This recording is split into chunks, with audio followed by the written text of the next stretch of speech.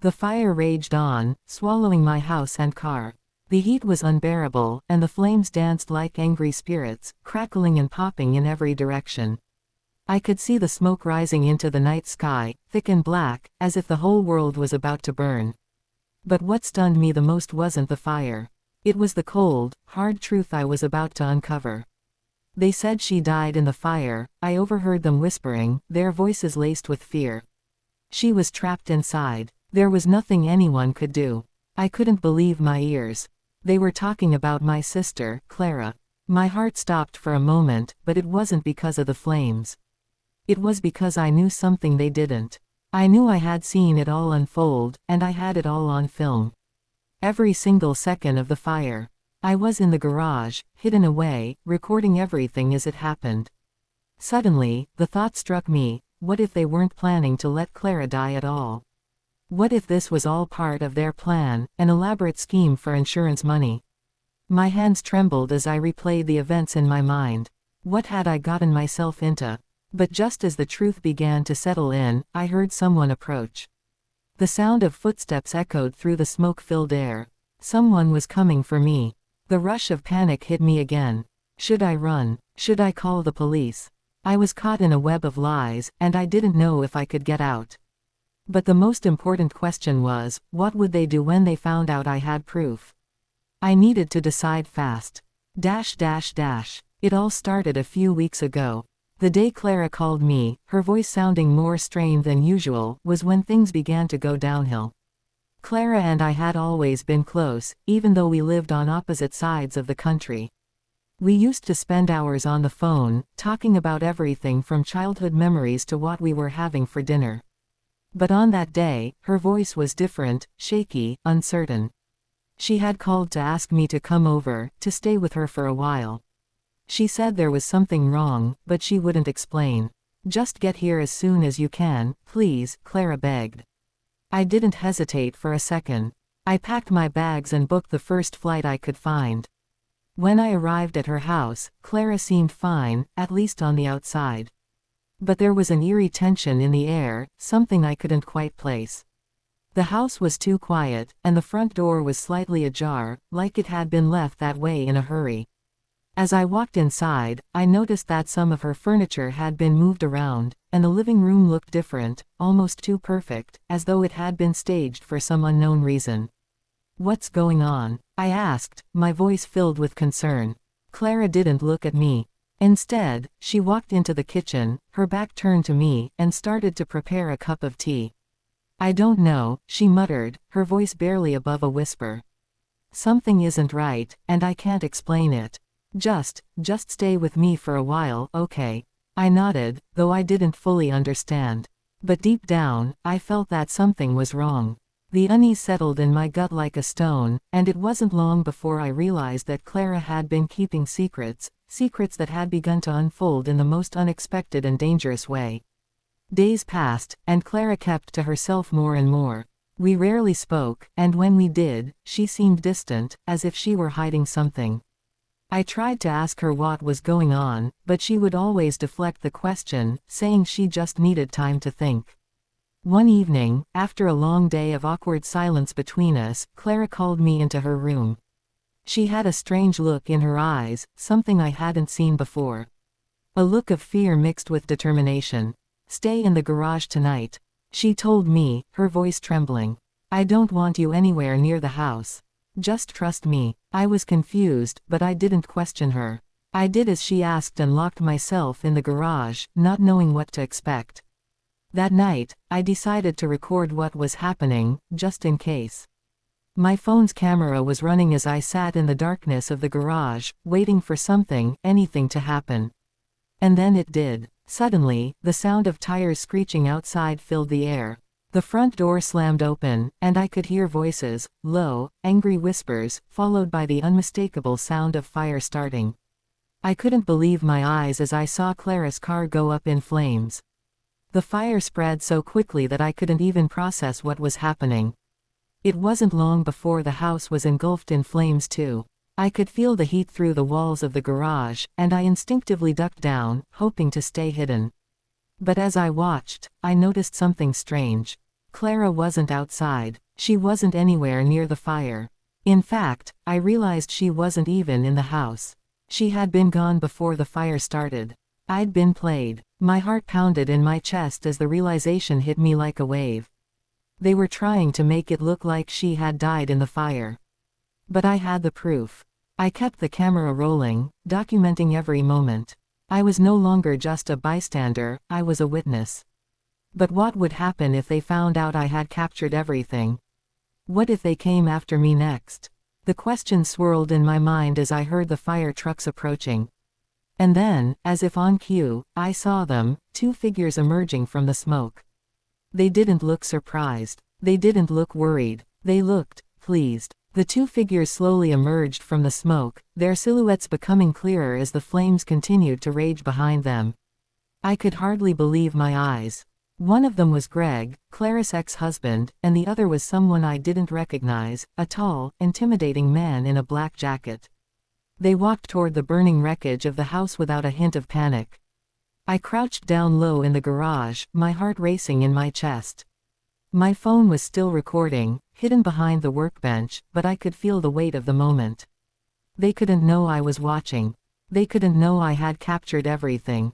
But deep down, I knew they'd be looking for something, or someone, me. Greg stopped just outside the house, his face illuminated by the orange glow of the flames. He seemed too calm, almost too rehearsed, like he was in control of the situation. His voice was steady, even though I knew the fire could destroy everything they'd worked so hard to hide.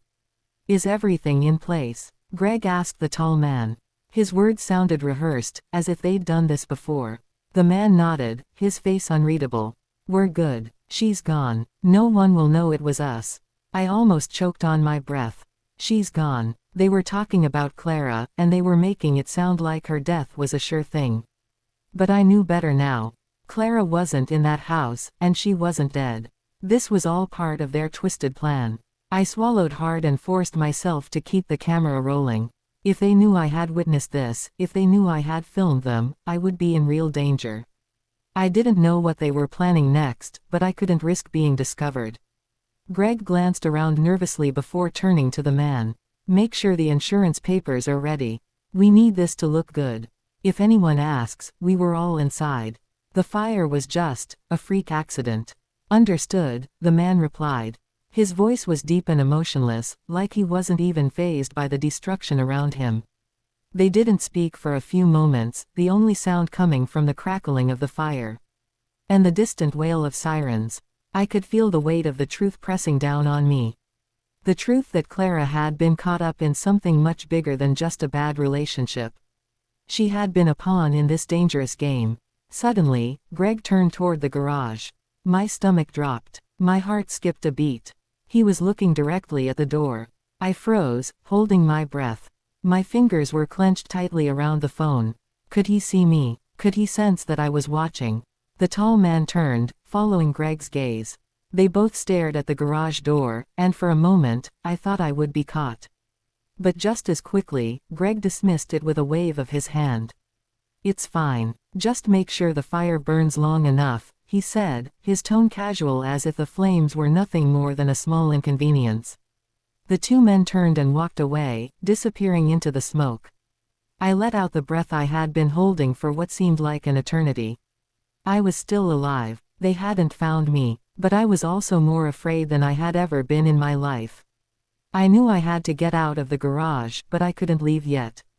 The fire trucks were coming closer, and I needed to stay hidden until I knew what they would do next. But what was next? What was their plan after the fire? I needed to think quickly. I closed my phone and tucked it into my pocket. Slowly, cautiously, I opened the garage door just a crack. The cool night air hit my face, and I could hear the distant voices of firefighters and the whirring of their trucks. The smoke was still thick, but I could make out the flashing red and blue lights. I decided it was time to leave the garage. I couldn't risk being caught there, so I grabbed my bag and crept out into the yard, making my way toward the fence. The last thing I wanted was to be anywhere near Greg and his accomplice when the firefighters started asking questions. They didn't need to know I was still here. But just as I was about to climb the fence, I heard a noise behind me. Footsteps. They were getting closer. I spun around in a panic, my heart racing. Someone was coming. I barely had time to hide behind a tree before a figure stepped into view. It was Greg. He was walking slowly, scanning the yard, his eyes darting around like he was looking for something, or someone. I held my breath and stayed as still as possible, hoping he wouldn't spot me. My mind was spinning. What was he doing here? Why wasn't he with the other man? Had he come back to check something? Or was he looking for me? The sound of his footsteps grew louder, and I realized he was heading straight for the tree I was hiding behind. My body tensed, and I prayed he wouldn't notice the slight movement of the branches. He stopped right in front of me. I could hear his breathing, and I felt like my heart was going to explode in my chest. "Clara," Greg called out quietly, almost as if he were whispering to himself. My blood ran cold. Was he calling Clara? Was he expecting her to appear out of the shadows? Had he known all along that she wasn't in the house? I couldn't breathe, couldn't move. I was trapped. Then, just when I thought he would discover me, he turned and walked away. He didn't see me. He didn't know I was there. But I wasn't safe yet. I needed to get out of here. Fast. With one last glance at Greg, I ran toward the back gate and slipped through. I could feel my pulse pounding in my ears as I ran down the dark alley, away from the smoke, away from the fire, and away from the man who had burned my life to the ground. But I knew this wasn't the end. It was just the beginning. And I was about to find out that escaping this nightmare wasn't as simple as running away. I ran as fast as I could, the alleyway stretching ahead like a dark, endless tunnel. My breath came in ragged gasps, and my legs burned with every step. My mind raced, not just with fear, but with questions. What had just happened? Why had they set the fire? Why had they tried to make it look like Clara was dead? And, most terrifying of all, what were they planning to do next? I could still hear the fire trucks in the distance, the shrill sirens cutting through the night, but I didn't dare slow down. I had no plan, no idea where to go, but I knew I couldn't stay near that house. I couldn't risk being seen again. As I turned a corner, I spotted a small, dimly lit convenience store at the end of the block. It looked like the kind of place that stayed open all night, the flickering neon sign offering a false sense of comfort. I headed toward it, hoping to catch my breath and figure out what to do next. Inside, the store was empty, save for the clerk who sat behind the counter, his eyes glued to the TV screen. I walked past the aisles of snacks and drinks, my heart still pounding from the adrenaline. My hands shook as I grabbed a bottle of water and paid for it quickly, not daring to look the clerk in the eye. I knew I couldn't stay here long. It was too risky, but I needed a moment. I needed to think. I walked toward the back of the store, hoping to find a quiet corner where I could collect myself. But as I turned the corner, I froze. There, standing by the payphone, was Clara. My heart stopped. I felt like the ground beneath me had just disappeared. For a moment, everything went silent, the noise of the store fading into the background. Clara was standing there, looking exactly like she had the day I left. She looked different, more guarded, like someone who had been through something she couldn't talk about. She saw me and froze too, her eyes widening in shock. Then, without a word, she turned and began to walk toward the door. "Clara," I called out, rushing to catch up to her. "What's going on? What happened? Why didn't you tell me you were okay?" I thought. "I can't talk to you right now," Clara interrupted, her voice low, tense. She glanced around nervously, her eyes darting to the door, as if someone might be watching us. "What are you talking about? I've been looking for you. I saw the fire, Clara. You weren't in the house, and now you're here, but—" "Shish, not here," she hissed, looking over her shoulder again. "Meet me at the old diner on 5th Street in an hour. Don't tell anyone where you're going. It's too dangerous. Just trust me." And with that, she was gone. She didn't even look back as she disappeared out the door, leaving me standing there with more questions than answers. The old diner on 5th Street. Why there? And what was Clara involved in? I stood there, completely stunned. What was going on? Why did she look so scared? Why had she disappeared when I'd come to find her? And what did she mean by, "it's too dangerous"? I felt a sense of urgency wash over me. I didn't want to wait for another minute. I needed to understand everything, to make sense of the twisted mess Clara had gotten herself into. But most of all, I needed to make sure she was safe. I left the store, my feet moving faster now, toward the diner. It wasn't far, just a few blocks away. I tried to keep my mind focused on getting there, but I couldn't stop thinking about the fire. What if the people behind it had figured out that Clara wasn't dead? What if they were after her now? As I reached the diner, I noticed the lights were dim. The sign outside flickered, the neon letters barely visible in the night. It looked abandoned, like it hadn't been open in years. I hesitated for a moment, but then pushed open the door. Inside, the air was thick with the smell of stale coffee and grease. A single table near the back was lit by a dim bulb hanging from the ceiling. Clara was sitting there, her hands wrapped tightly around a cup of coffee. Her eyes were locked on the door, her face tense with worry. She looked up as I entered, relief flashing across her face, but it was quickly replaced by fear. "Sit down, quick," she whispered urgently. "They might be following you." I sat down across from her, my pulse quickening. "Clara, what's going on? Why did you run? Why did you?" "I didn't run," she interrupted, her voice strained. "I had to disappear. You don't understand, but I'm doing this to keep you safe. I've been involved in something dangerous. Something I shouldn't have gotten involved in. And now, it's too late." My mind raced. Dangerous. Too late. "Clara, what do you mean? Who's after you? Who's after us?" She shook her head, her eyes filled with regret. "Greg. I got mixed up with him again. I didn't know what he was planning, but now it's gone too far. They're trying to get insurance money, and they'll do anything to make it happen.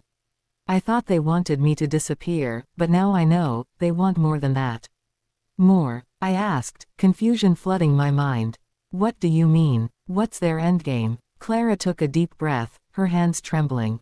"I don't know, but I'm scared. They have connections. They can make things happen. If we don't stop them now, they'll come for both of us." I felt a chill run down my spine. I didn't fully understand the gravity of what Clara was saying, but I knew one thing for sure, this wasn't over. The fire, the lies, the secrets, it was all part of something much bigger than either of us.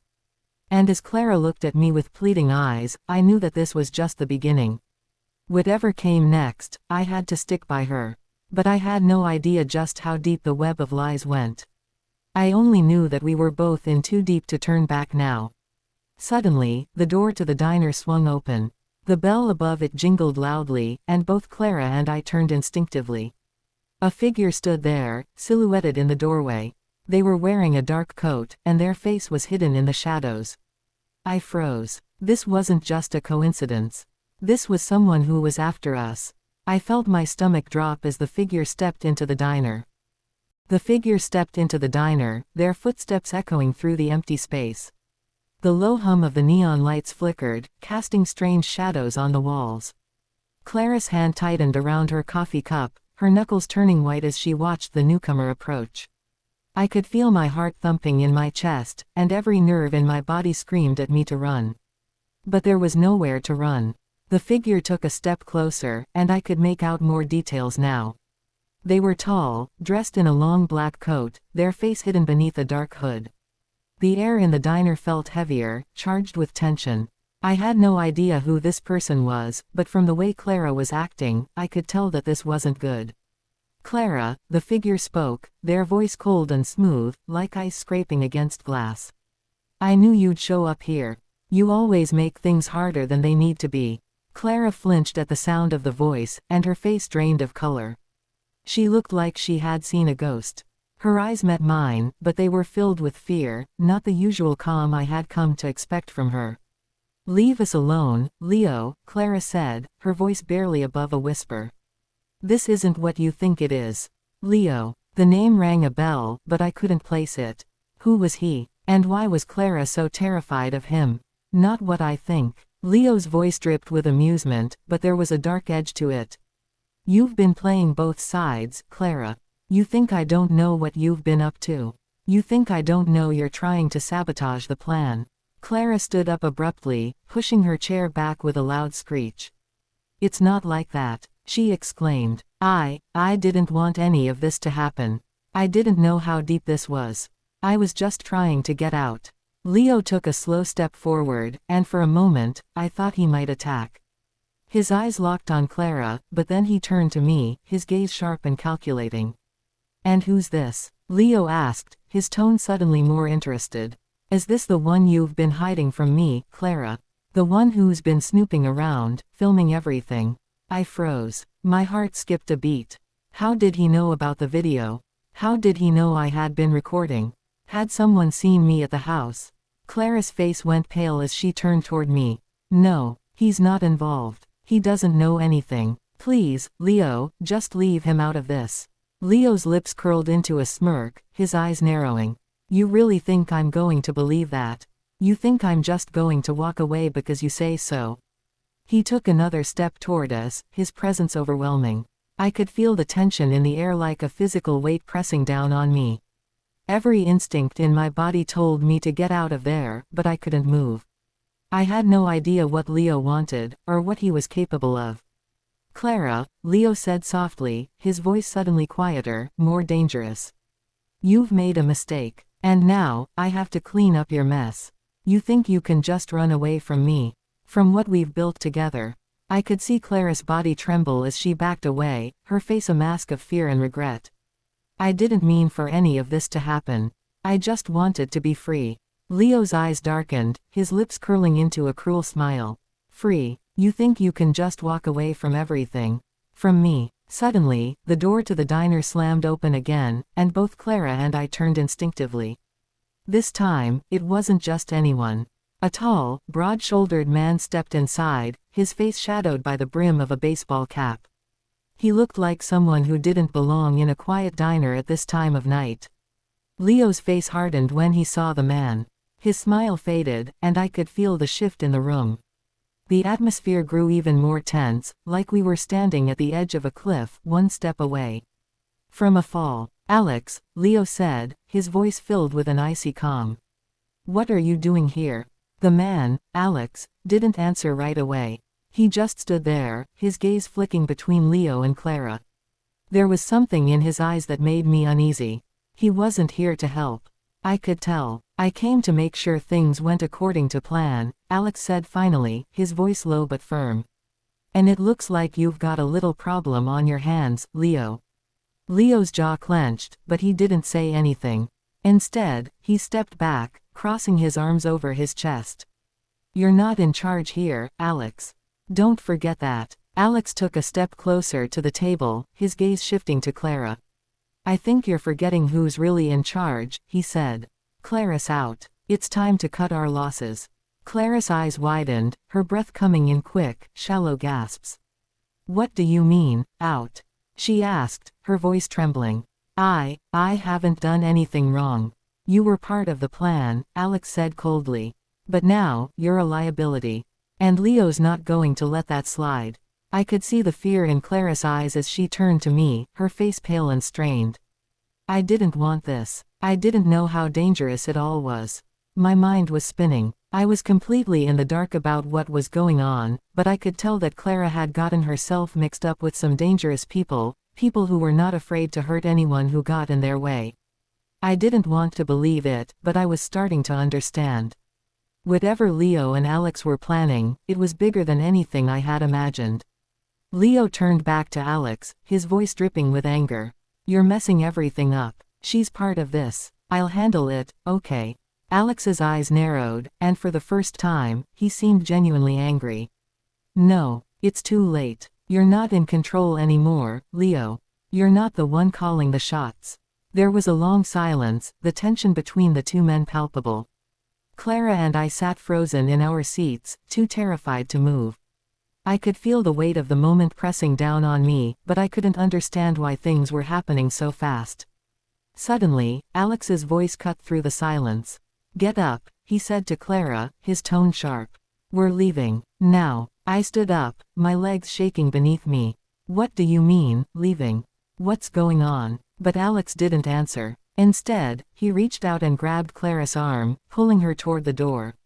I didn't know what to do, but I couldn't just let her go. I couldn't let her be dragged off by these people without understanding what was happening. Clara, I called, my voice desperate.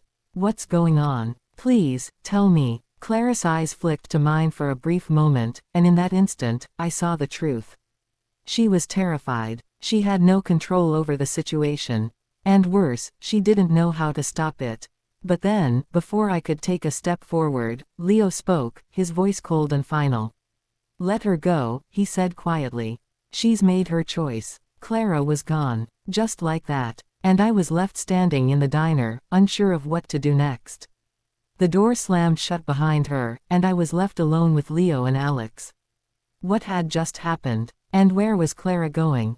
I didn't have the answers, but one thing was certain, this wasn't over. It had only just begun.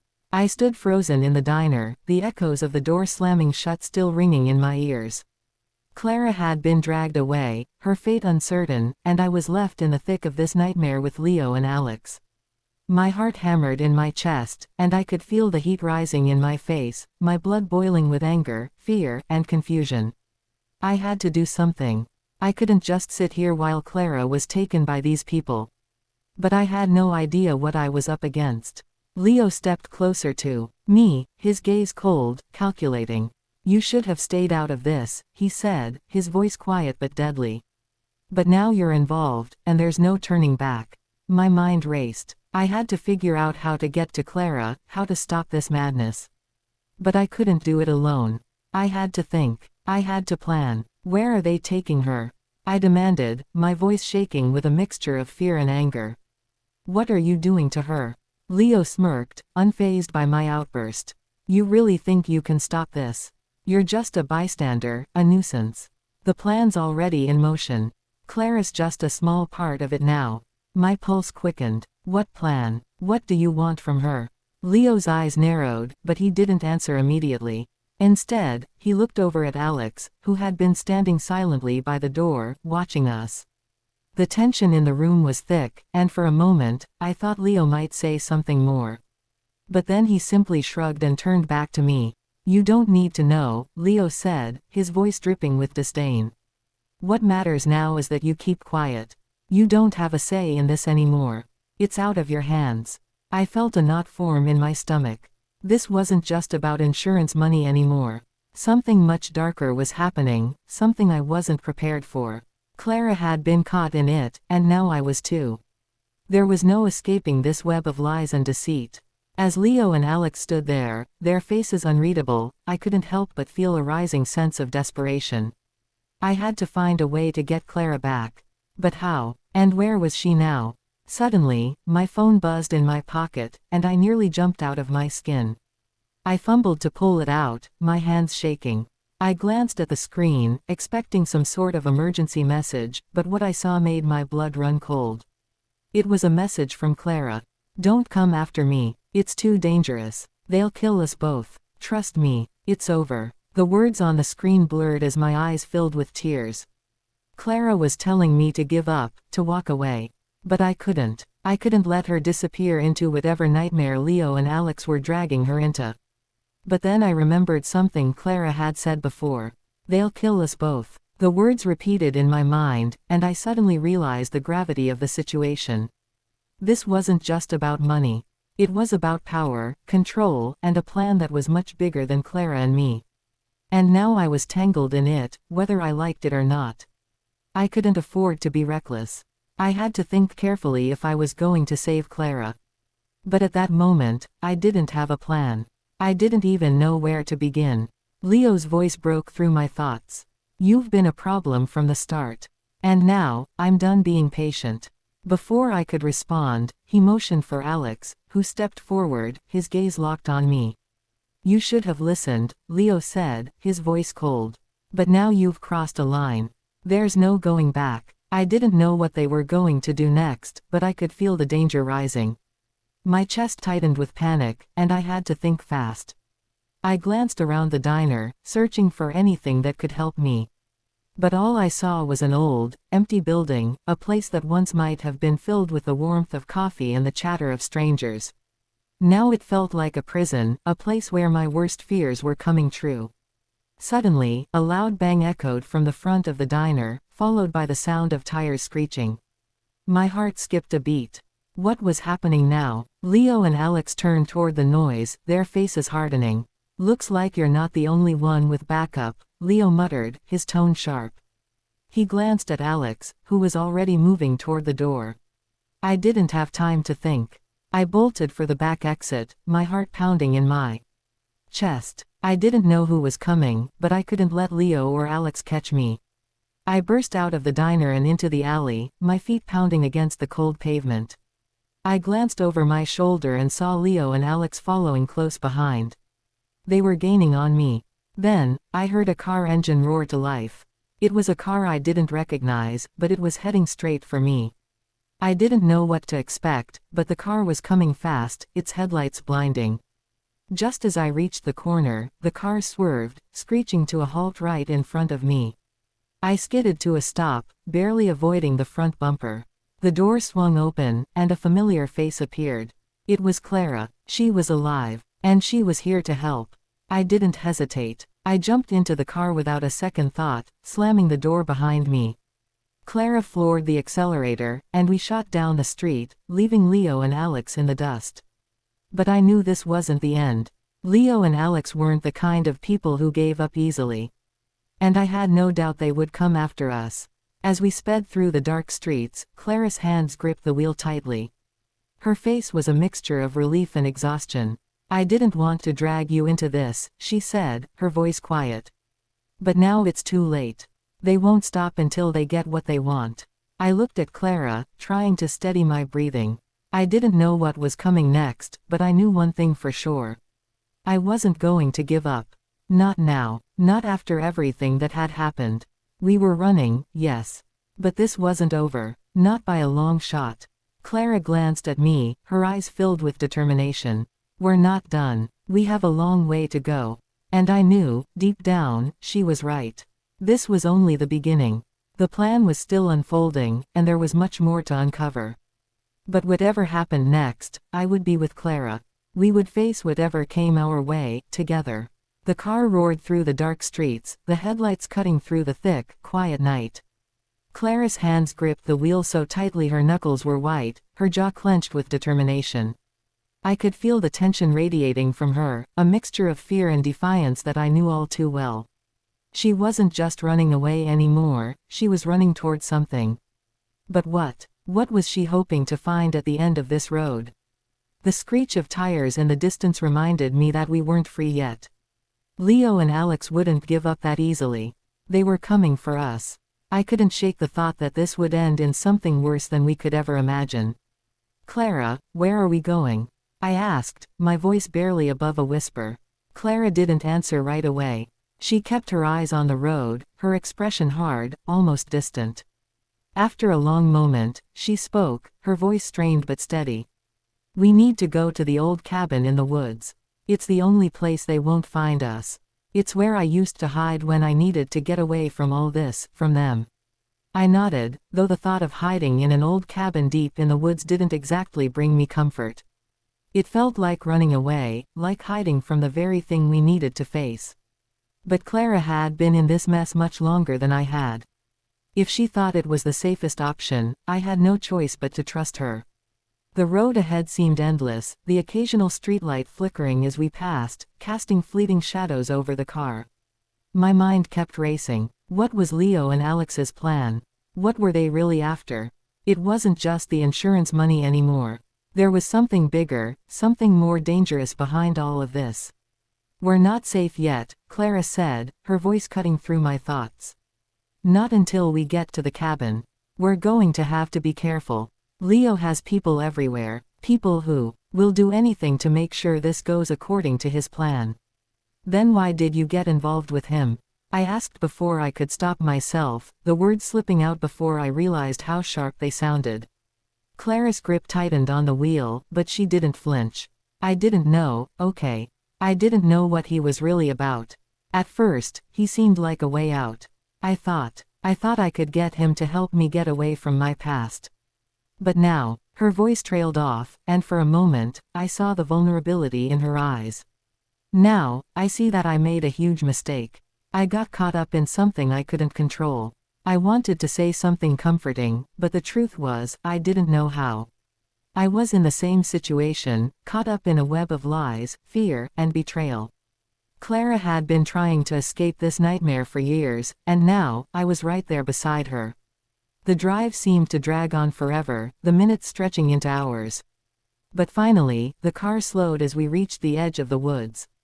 The trees loomed tall and dark, their branches swaying in the wind like silent sentinels. Clara turned onto a narrow dirt road that wound through the forest, the car bumping over uneven ground. "We're almost there," Clara said, her voice more distant than before. "Just stay quiet. Don't make a sound." I nodded, my heart pounding in my chest. I was beginning to understand why Clara had chosen this place, it was the perfect hiding spot. But it also felt like the last place we could hide for long. Leo and Alex wouldn't stop until they got what they wanted. And we didn't know what they were really after. The cabin finally came into view, nestled between the trees like a forgotten relic of the past. It was small, weathered, and run down, with a single light glowing weakly from the inside. Clara parked the car in front of it and turned off the engine, the sound of the engine dying in the stillness of the woods. "This is it," she said softly. "We'll be safe here for a while. But we need to figure out what's next." I looked out at the dark, silent woods. It was peaceful, almost too peaceful for what we were about to face. But it wouldn't last. Nothing ever did. As we got out of the car and approached the cabin, I heard the faint sound of footsteps behind us. My breath caught in my throat. Someone was coming. I turned quickly, my eyes scanning the darkness. And then I saw him. Leo. He emerged from the trees, his tall figure silhouetted against the moonlight. He wasn't alone. Alex was with him, walking just a few steps behind, both of them looking as calm and collected as ever. "You really thought you could run away, Clara?" Leo called out, his voice carrying through the night air. Clara stopped in her tracks, her back stiffening. I could see the fear in her eyes, but she didn't show it. She stood tall, facing him head-on. "I'm not running from you anymore, Leo," she said, her voice steady. "I'm done." Leo chuckled darkly, his eyes narrowing. "You're done when I say you're done. You and your little friend here have no idea what you've gotten yourselves into." I could feel my heart racing as Leo took another step forward, his gaze shifting between Clara and me. He was closer now, his presence intimidating, but I couldn't back down. I couldn't let him take Clara again. Not after everything we'd been through.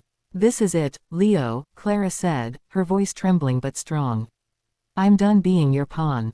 Whatever you've planned, it's over. We're not going to let you control us anymore." Leo's smile faded, and for a moment, I thought I saw a flicker of something, rage, maybe, or fear. But it was gone before I could be sure. "You think it's over?" Leo sneered. "You think you can just walk away? You have no idea what I'm capable of." Before I could react, Leo raised his hand, and for a brief moment, everything seemed to stop. Then, in a blur of movement, Clara lunged forward, pushing me behind her, just as the sound of gunshots rang out. The world exploded in chaos. My heart stopped as I saw Clara stumble back, blood trickling from her side. "No!" I screamed, rushing forward, but Clara held up her hand to stop me. "I'm fine," she gasped, her face pale but determined. "It's just a scratch. But this isn't over." The pain in her voice was unmistakable. But something had changed in her. She wasn't just running anymore. She was fighting back. Leo and Alex were still there, their faces hard, but I could see the doubt in their eyes now. They hadn't expected this. But neither had I. And now, the game was about to change. Clara turned toward me, her eyes full of fire. "It's not over. Not by a long shot." And as I looked at her, standing tall despite everything, I knew that whatever happened next, we would face it together. There was no turning back now. The battle for our lives had just begun.